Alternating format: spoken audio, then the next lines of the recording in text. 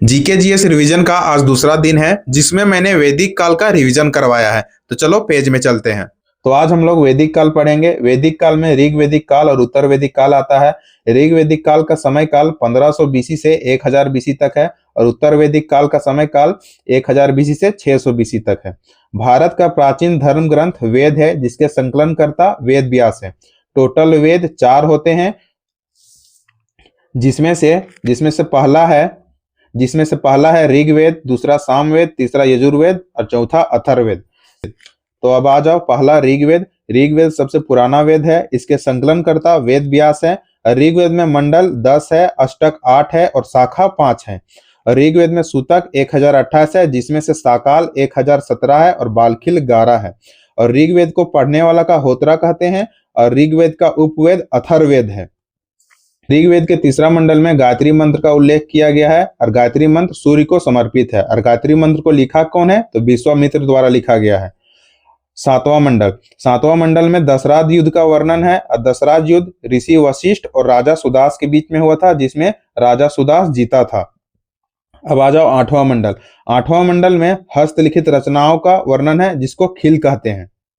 अब आ जाओ नौवां मंडल। नौवां मंडल में देवता सोम का वर्णन मिलता है और प्रत्येक मंडल का मंत्र अग्नि देवता के नाम पे शुरू होता है। 10वां मंडल। तो 10वां मंडल में जाति व्यवस्था का वर्णन मिलता है और पहला बाल वर्ण मतलब जाति होता है, इसका उल्लेख पुरुष सूतक में मिलता है। पुरुरवा में उर्वशी संवाद का वर्णन मिलता है और ऋग्वेद काल में ही लोहा को खोजा गया था और ऋग्वेदिक काल में तंबाकू का ज्ञान नहीं था। आ जाओ दूसरा सामवेद। सामवेद को संगीत के जनक कहा जाता है। स्वरों का पहला प्रयोग सामवेद में ही हुआ था और सामवेद को पढ़ने वाला को उद्गाता कहते हैं। और सामवेद का उपवेद गंधर्ववेद होता है और सामवेद का संकलनकर्ता भरत मुनि था। अब तीसरा है यजुर्वेद। यजुर्वेद यज्ञ और कर्मकांड दोनों से संबंधित है और यजुर्वेद में गद और पद दोनों में है।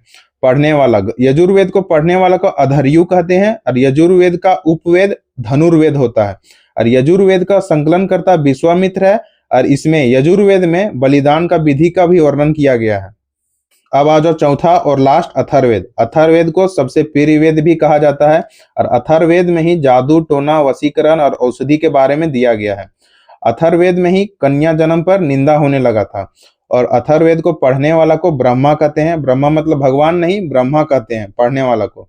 और इसका उपवेद मतलब अथर्ववेद का उपवेद शिल्पवेद है और अथर्ववेद का संकलनकर्ता विश्वामित्र है।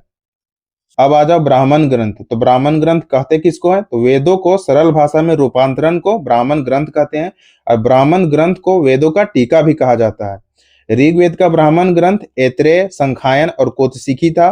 सामवेद का ब्राह्मण ग्रंथ पंचविश, षड्विश और जैमिनी है। यजुर्वेद का ब्राह्मण ग्रंथ कृष्ण शाखा और शुक्ल शाखा है और अथर्ववेद का ब्राह्मण ग्रंथ गोपथ और विप्लाद है। अब आ जाओ वेदांग। तो वेदांग टोटल 6 हैं: शिक्षा, कल्प, निरुक्त, छंद, ज्योतिष और व्याकरण। रामायण। तो रामायण को संस्कृत भाषा में महर्षि वाल्मीकि ने लिखा था, अवधी भाषा में गोस्वामी तुलसीदास ने लिखा था, तमिल भाषा में कम्मर ने लिखा था, फारसी में बदायूनी ने लिखा था, बांग्ला भाषा में कृतवास ने लिखा था, अंग्रेजी में आरटीएच ग्रिफिथ ने लिखा था, बाल रामायण को भवभूति ने लिखा था, तेलुगु भाषा में रामायण को भास्कर ने लिखा था, कन्नड़ भाषा में कुमुदेंदु ने लिखा था और मैथिली में चंदा झा ने लिखा था। विष्णु पुराण में मौर्य वंश के बारे में दिया गया है। वायु पुराण में गुप्त वंश के बारे में दिया गया है। मत्स्य पुराण सबसे पुराना पुराण है और मत्स्य पुराण में सातवाहन वंश के बारे में दिया गया है। कुल पुराणों की संख्या 18 है, टोटल संस्कारों की संख्या 16 है और कुल उपनिषेधों की संख्या 108 है।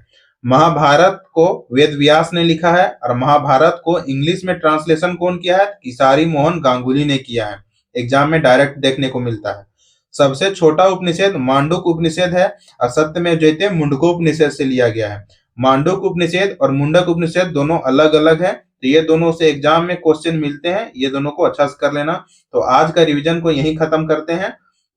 मैं इन पेजों में जो कुछ भी तुम्हें लिख के बता रहा हूं उसमें से एक वर्ड भी फालतू नहीं है। अगर तुम लोग रेगुलर मेरे साथ इसी तरह रिवीजन करोगे तो जीके जीएस में तुम्हारा सारा टेंशन खत्म हो जाएगा।